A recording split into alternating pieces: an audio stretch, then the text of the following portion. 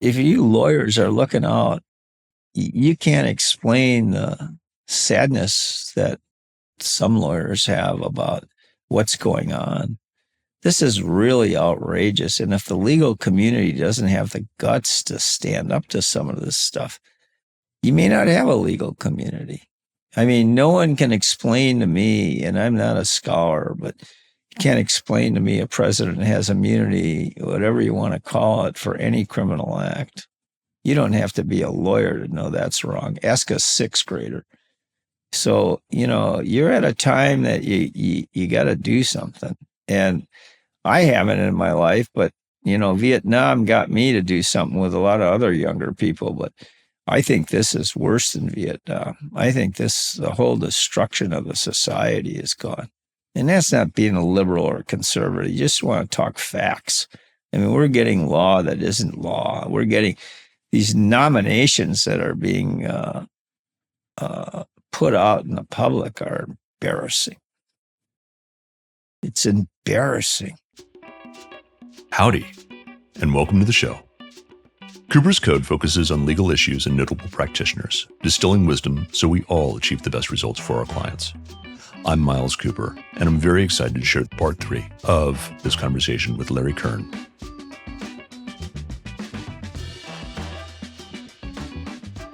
Looking back on your career, I think you got into the American Board of Trial Advocates.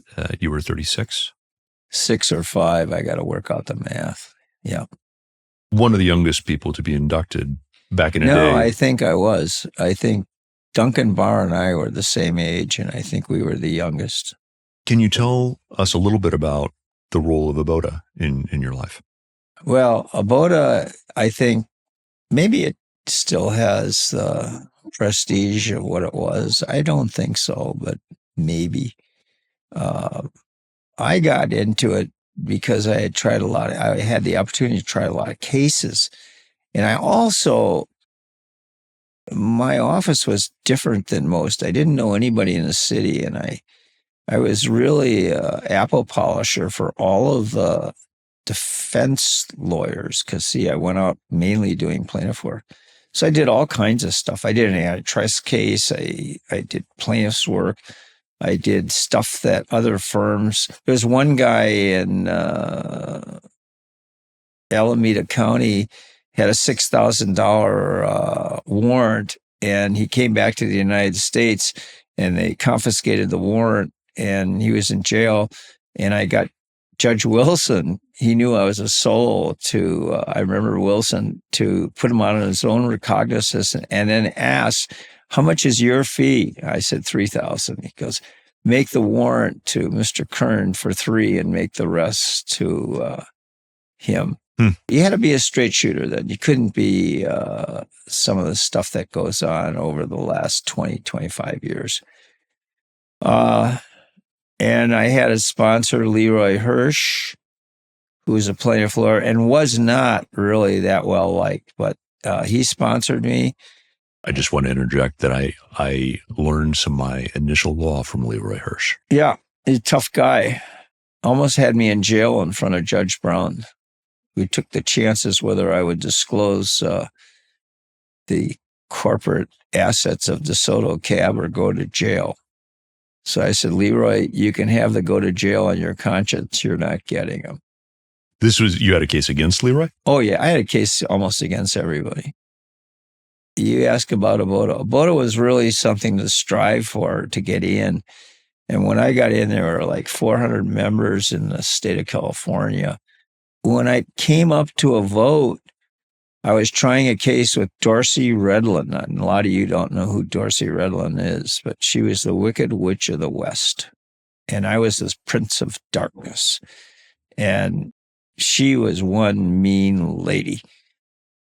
Trying a case with her, and at noontime, Dave Lynch came down and said, hey, look, you might not get an Abota because George Ball is ill. And there were certain members of Abota that owned it. I mean, as far as getting in, Walkup was one, George Ball was one, McCarthy was one. And if you didn't have their support, you were out. And in those days, somebody set up and said, no, you were out. I mean, there are lawyers in Abota that have 4 or 5 times, which you don't know. They're older. But anyways, he came in and said, you won't get into Abota because Ball is absent. So I said, well, David, of all the lawyers I like so much, you're my favorite. And if I don't go to Abota, it's your fault. So George Ball came to the meeting and he spoke for me. And then it was customary to call the guy at night. And in those days, though, you didn't get into 1, 2 in the morning because they drank afterwards. And, it was a rowdy group. And it wasn't so much a legal group. It was a social group. And it wasn't controlled by the plaintiff lawyers. It was controlled by the defense lawyers. I'm not saying that's good or bad, but it was. There were very few plaintiff lawyers proportionally to the defense lawyers. And I had a motto. I wouldn't let anybody in. I mean, I sponsored more plaintiff lawyers, I think, than anyone for a long time because I had a view that I would sponsor anybody I tried a case against if they were a human being.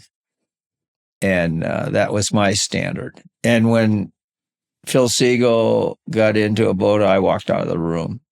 I wouldn't be there.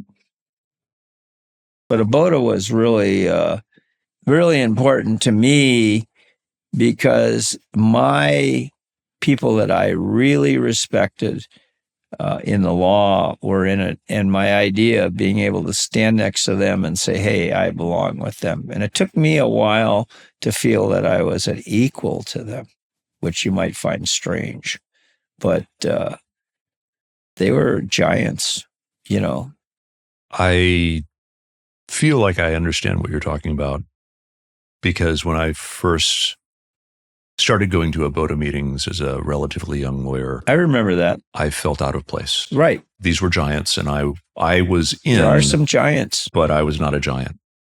I laughed because a few months ago, it's a year or 2 ago, maybe, Abota, so political now, and they had the Asian woman who retired, who was tough. She came out of the DA's office and spent 1 year as a PJ.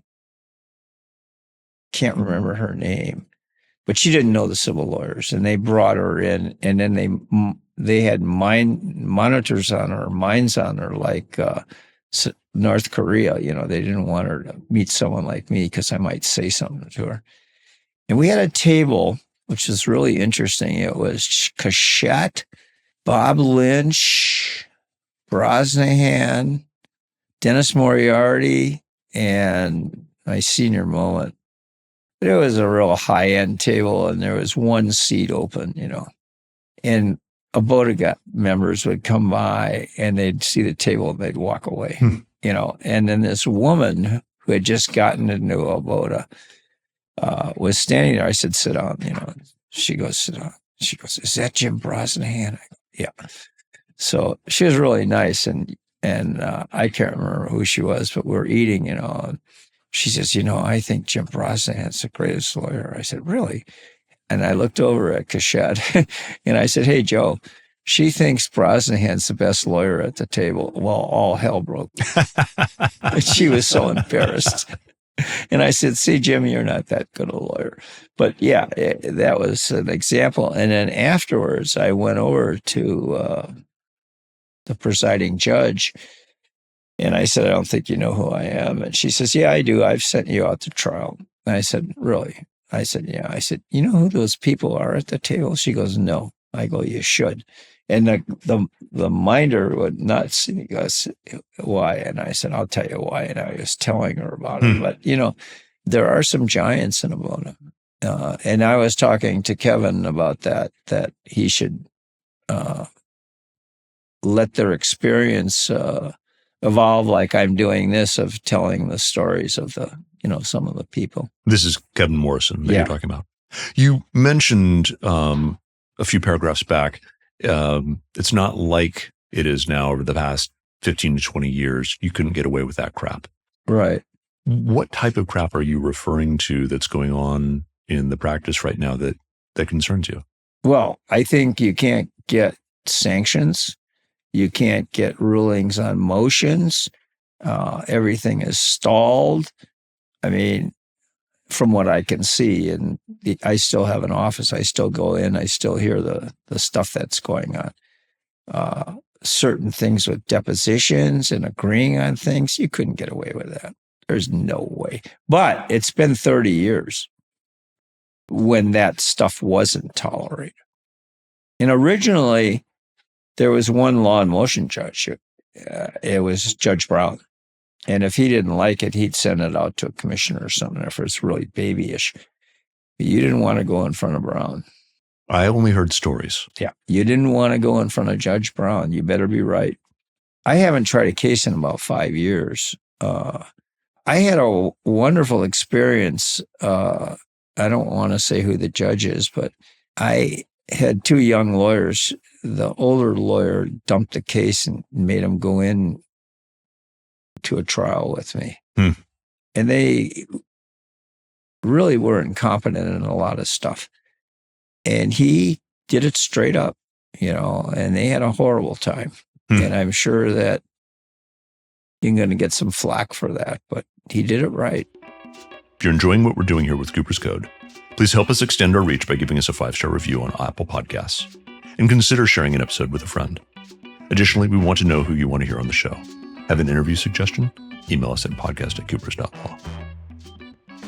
You also, at a certain point, served on a civil grand jury. Yes, I did. How did that evolve? And what was that experience like?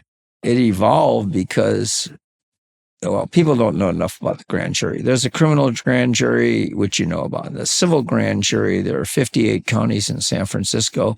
They each have a grand jury. They sit for 1 year or 18 months, and they have the power. It's only in California under the Constitution to investigate the county. Now, there are 2 counties that are city and a county. They're LA and San Francisco. So if you're on the grand jury in San Francisco, you sit for 1 year and you investigate the city and county of San Francisco. There's, of course, maybe 2 things. There's one entity you can't investigate. You take your guess for a moment and I'll tell you. The courts. I would have guessed the police. Oh, absolutely not.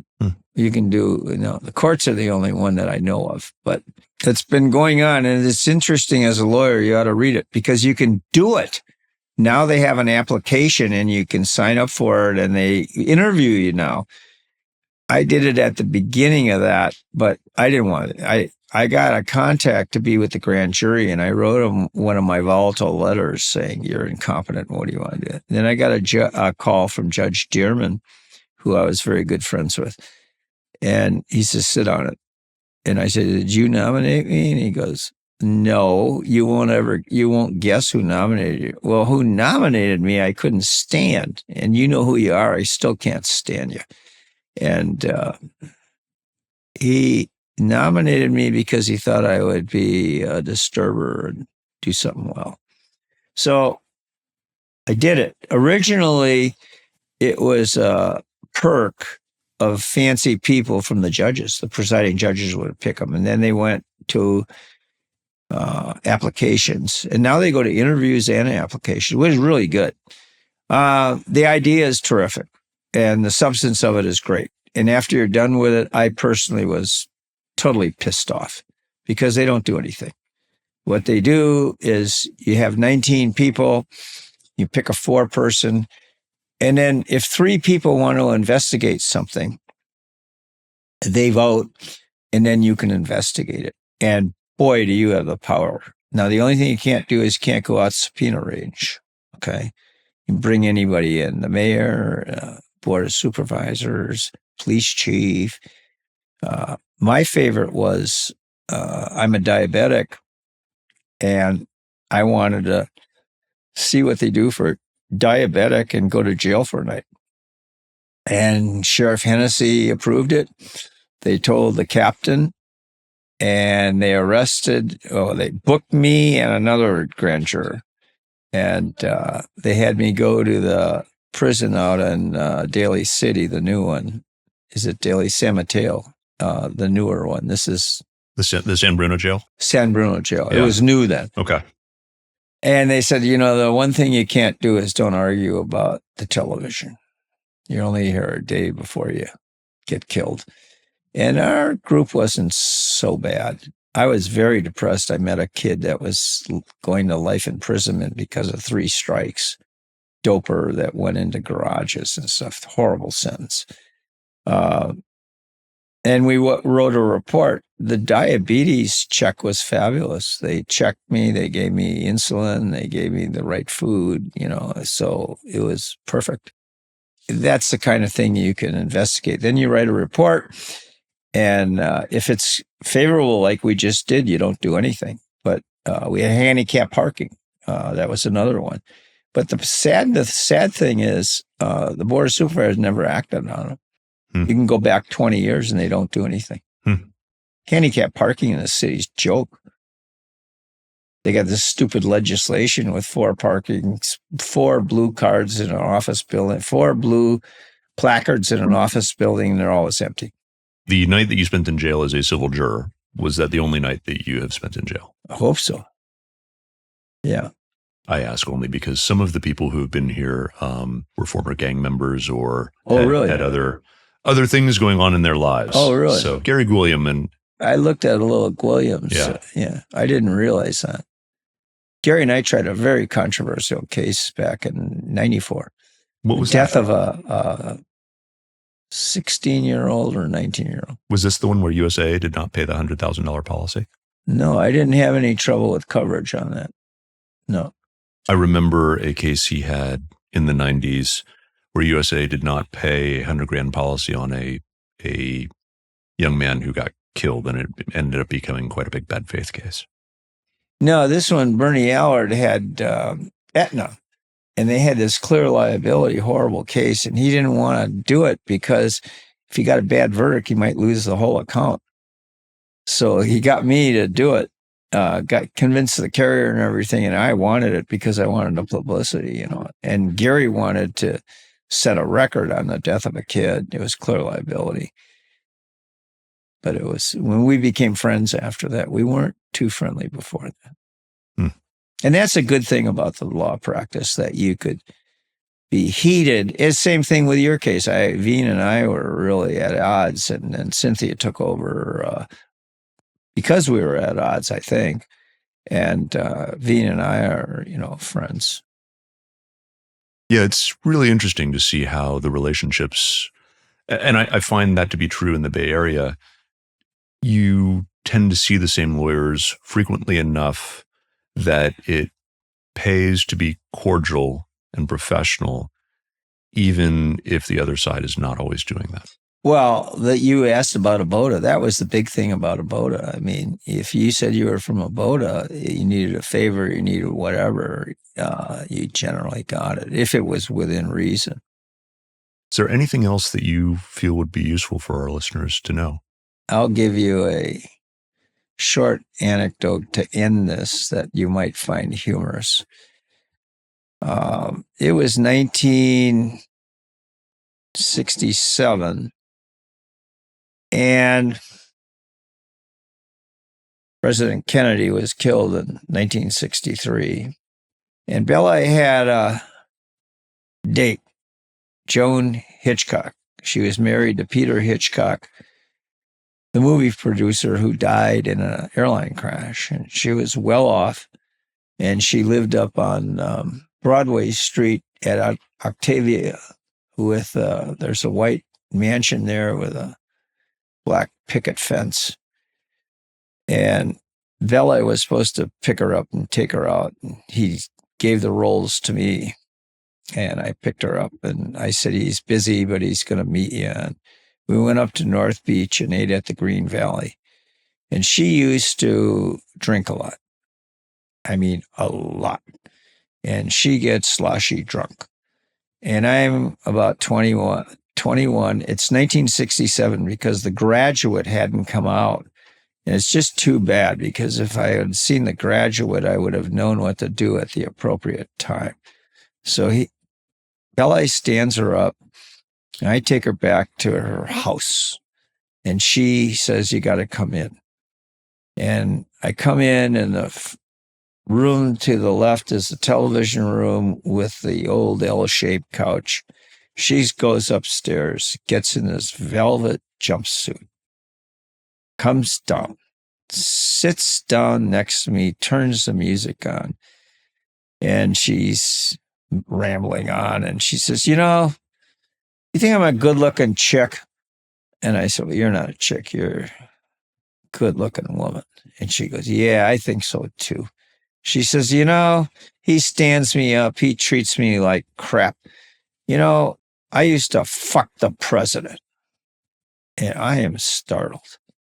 Just, you could never say something like that about Kennedy. And you got to remember that nothing was in the papers or anything for another 10 years.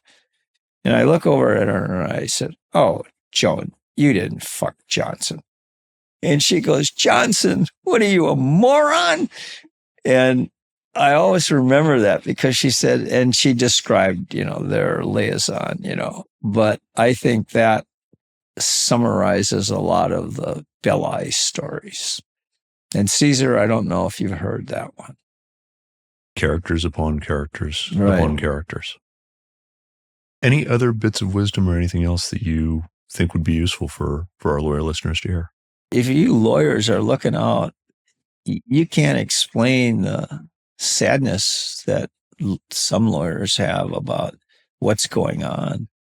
This is really outrageous. And if the legal community doesn't have the guts to stand up to some of this stuff, you may not have a legal community.